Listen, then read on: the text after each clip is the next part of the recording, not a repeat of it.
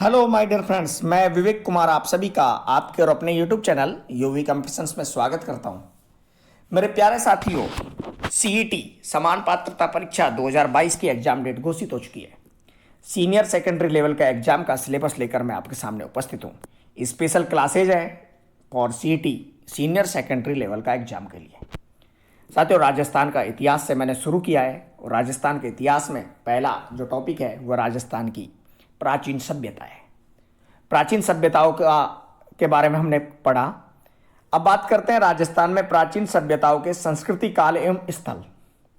और साथ ही साथ इस वीडियो में हम पढ़ेंगे राजस्थान राज्य में जिलेवार सभ्यताएं और उनके संस्कृति स्थलों के बारे में।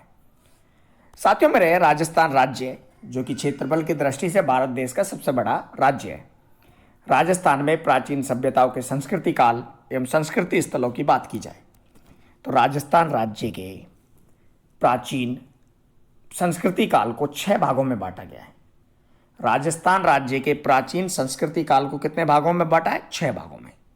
कौन कौन से काल है? पुरापाषाण काल, मध्य पाषाण काल, नवपाषाण काल, ताम्रपाषाण काल, ताम्रयुगीन काल, लोहयुगीन काल। तो राजस्थान राज्य के इतिहास में राजस्थान राज्य का जो इतिहास है उसमें प्राचीन जो इतिहास है उसमें राजस्थान राज्य को 6 कालों में बांटा गया। पुरापाषाण, मध्य पाषाण, नवपाषाण, ताम्रपाषाण, ताम्रयुगीन और लोहयुगीन काल। साथियों, सबसे पहले हम बात करते हैं पुरापाषाण काल की। किसकी? पुरापाषाण काल की। साथियों, पुरापाषाण काल प्रागैतिहासिक युग का वह समय है जब मानव ने पत्थर के औजार बनाना सबसे पहले आरंभ किया। पुराने समय में क्या होता था कि मानव के पास औजार तो थे नहीं, जो आज के समय में लोहे के बर्तन हैं, तांबे के हैं, चांदी के हैं, उस समय वो थे नहीं। तो प्रागैतिहासिक युग का वह समय था पुराना पाषाण काल जिसमें मानव ने पत्थर के औजार बनाना आरंभ कर दिया था। यानी कि वह अपना खान पान के लिए, चीज़ें इकट्ठा करने के लिए किसका उपयोग करते थे? पत्थर के औजारों का। यानी कि मानव ने पत्थर के औजार बनाना सबसे पहले आरंभ कर दिया था। साथियों, मेरे यह जो काल था यह काल आधुनिक काल से 25-20 लाख साल पूर्व से लेकर 12,000 साल पूर्व तक माना जाता है। कौन सा समय है? 25-20 लाख साल पूर्व से लेकर 12,000 साल पूर्व तक का। और इस दौरान मानव इतिहास का 99% विकास हुआ। मानव के इतिहास का कितना प्रतिशत? 99% विकास हुआ था। साथियों, पुरापाषाण काल पुरातात्विक स्थलों की बात की जाए तो पुरापाषाण काल पुरातात्विक स्थल थे। सबसे प्राचीन स्थल था डीडवाना। कौन सा? डीडवाना। उसके बाद जयपुर का विराटनगर, नागौर का जायल, भरतपुर का दर, अलवर का भानगढ़ और बूंदी का इंद्रगढ़। ये सारे स्थल कौन से थे? पुरापाषाण काल के पुरातात्विक स्थल थे। साथियों, भानगढ़, अजबगढ़ भानगढ़ की आपने कहानी सुनी होगी कि भानगढ़ एक भूतिया पैलेस है। साथियों, दूसरा काल जो था वह था मध्य पाषाण काल। कौन सा काल था? मध्य पाषाण काल। मध्य पाषाण काल मनुष्य के विकास का वह अध्याय है जो पुरापाषाण काल और नवपाषाण काल के मध्य में आता है। क्योंकि अभी कौन सा काल हो रहा है? नवपाषाण काल। तो मध्य पाषाण काल मनुष्य के विकास का वह अध्याय है जो पुरापाषाण काल और नवपाषाण काल के मध्य में आता है। साथ ही मध्य पाषाण काल की बात करें तो मध्य पाषाण काल में इतिहासकार इस काल को 12,000 साल पूर्व से लेकर 10,000 साल पूर्व तक का मानते हैं। 12,000 साल पूर्व से लेकर 10,000 साल पूर्व तक का इसको मानते हैं। साथियों, मध्य पाषाण काल के पुरातात्विक स्थलों की बात की जाए तो मध्य पाषाण काल के पुरातात्विक स्थल जयपुर में विराटनगर, भीलवाड़ा में बागोर और बाड़मेर में तिलवाड़ा है। जयपुर में विराटनगर, भीलवाड़ा में बागोर और बाड़मेर में तिलवाड़ा है। बात की जाए नवपाषाण काल की तो नवपाषाण युग मानव प्रौद्योगिकी विकास की एक अवधि थी जिसकी शुरुआत मध्य पूर्व में 9500 ईसा पूर्व के आसपास हुई थी और साधारणतः इस काल की सीमा 3500 ईसा पूर्व से 1000 ईसा पूर्व के मध्य मानी जाती है। नवपाषाण काल की सीमा 3500 ईसा पूर्व से 1000 ईसा पूर्व के मध्य की मानी जाती है। जिसे पारंपरिक युग में पाषाण युग का अंतिम हिस्सा माना जाता है। जिसे पारंपरिक युग में मध्य पाषाण काल, नव पाषाण काल, पुरा पाषाण काल के का अंतिम हिस्सा माना जाता है। साथियों, मेरे नव पाषाण काल के पुरातात्विक स्थलों में जो राजस्थान का सबसे प्राचीन सभ्यता स्थल था, हनुमानगढ़ का कालीबंगा, उदयपुर का गिलुंड और आहड़, ये पुरातात्विक स्थल थे नवपाषाण काल के।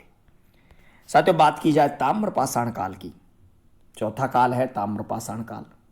ताम्रपाषाण युग या तांबा युग नवपाषाण युग के बाद शुरू होता है और इसका समय लगभग 5000 ईसा पूर्व के आसपास के साथ ही इसे कांस्य युग का भी एक भाग माना जाता है। किसका? कांस्य युग का। नवपाषाण काल तक जो मनुष्य था वो पत्थर के औजारों का उपयोग करता था। ताम्रपाषाण काल में आते ही मनुष्य ने किसका उपयोग करना शुरू कर दिया? तांबे का। तो इसको किसका युग भी कहा जाता है? कांस्य युग भी कहा जाता है। यानी कि कांस्य युग भी किसको कहा जाता है? ताम्रपाषाण काल को कहा जाता है।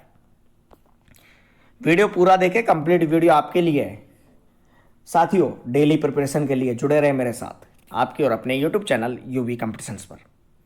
साथियों, ताम्रपाषाण काल, इस काल में मनुष्य पत्थर के औजार से तांबे के औजार का उपयोग करने लगा।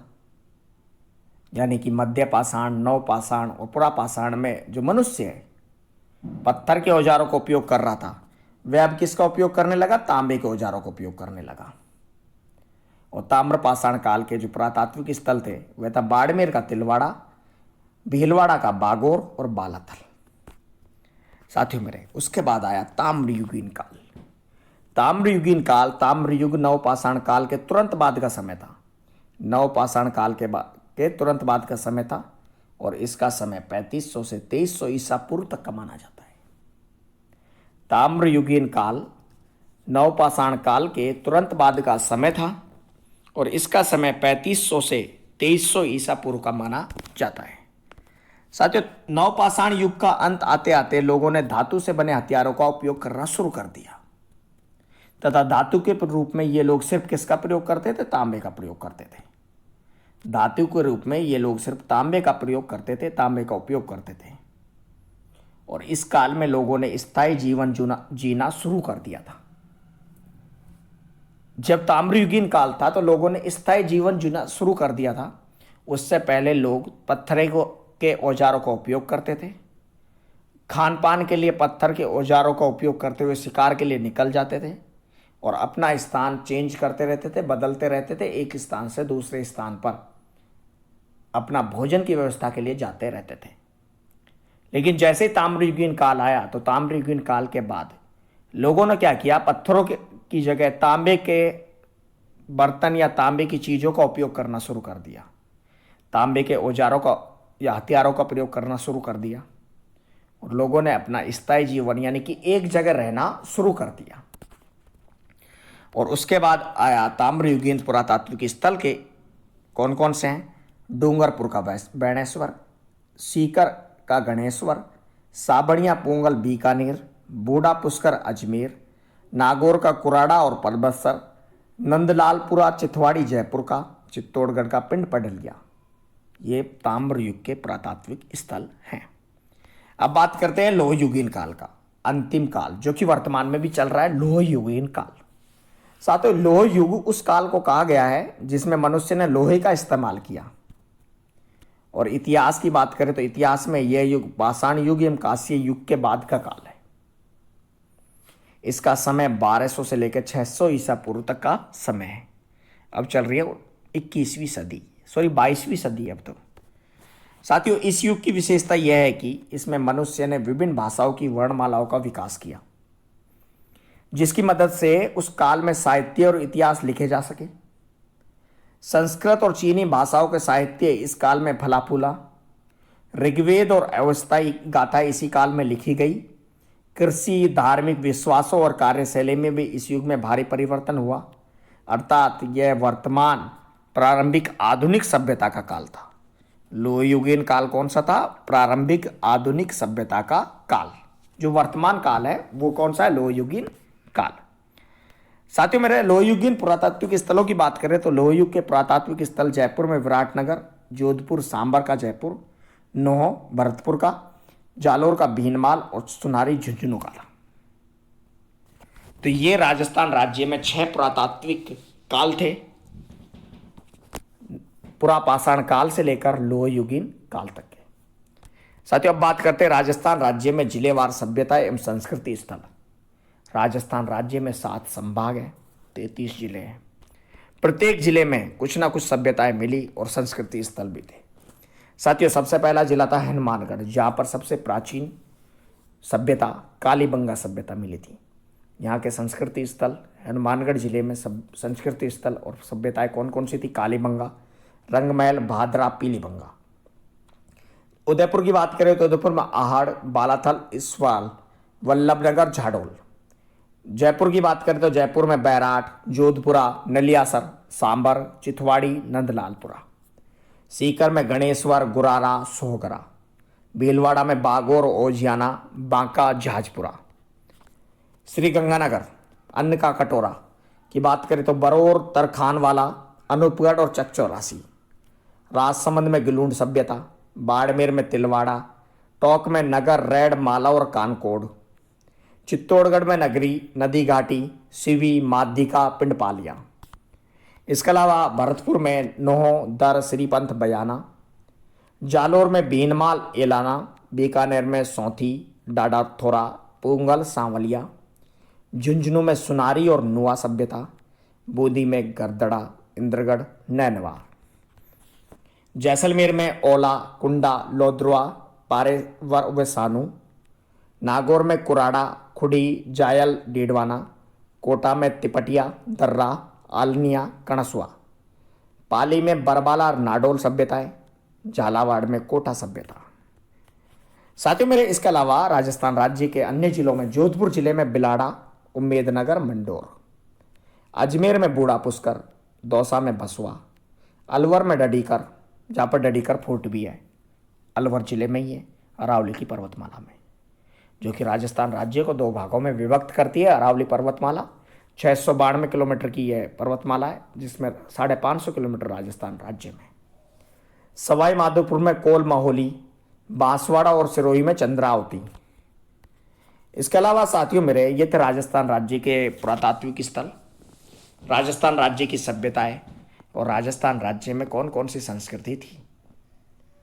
साथियों, 33 जिलों में अलग अलग संस्कृति हमें मिली और राजस्थान राज्य की सबसे प्राचीन संस्कृति या प्राचीन सभ्यता थी कालीबंगा सभ्यता। Senior secondary level CET exam की बात करें तो senior secondary level CET exam में 5 सभ्यताओं का जिक्र किया गया है। सिलेबस में 5 सभ्यताएं दी गई है। पहली है राजस्थान की सर्व प्राचीन सभ्यता कालीबंगा सभ्यता, आहड़ सभ्यता, गणेश्वर सभ्यता, बालाथल सभ्यता और बैराट सभ्यता। आप YouTube चैनल यूवी कंपटीशंस के साथ जुड़े रहें। आपको डेली प्रत्येक टॉपिक कंप्लीट मिलेगा सुबह 9 बजे। वीडियो देखना ना भूलें, 9 बजे प्रीमियर जरूर देखें, अपना कमेंट करें और जो भी आपका अपडेट है वो भी दें। साथियों, हम इन 5 सभ्यताओं के बारे में विस्तार से चर्चा करेंगे, विस्तार से आपको पढ़ाएंगे। कालीबंगा, आहड़, गणेश्वर, बालाथल और बैराट। और ये सभ्यताएं खत्म होती है, हमारा एक टॉपिक कंप्लीट हो जाएगा, राजस्थान की प्राचीन सभ्यताएं, जो कि राजस्थान के इतिहास का टॉपिक है। थैंक यू सो मच, धन्यवाद। और साथियों मेरे, अभी तक यदि आपने हमारा छोटा सा चैनल है यूवी कंपटीशंस सब्सक्राइब नहीं किया तो चैनल को सब्सक्राइब करें, हमारे साथ टेलीग्राम और इंस्टाग्राम पर जुड़े। और साथियों, वीडियो अच्छा लगा है तो एक बार कमेंट जरूर करें, क्योंकि आपका कमेंट हमारे लिए अत्यंत महत्वपूर्ण है। वीडियो देखने के लिए आपका तहे दिल से धन्यवाद। मैं आपका डेली सुबह 9 बजे इंतजार करूंगा आपके और अपने यूट्यूब चैनल क्यूबी कंपटीशंस पर। मिलता हूँ एक नई वीडियो के साथ फिर से, तब तक के लिए नमस्कार।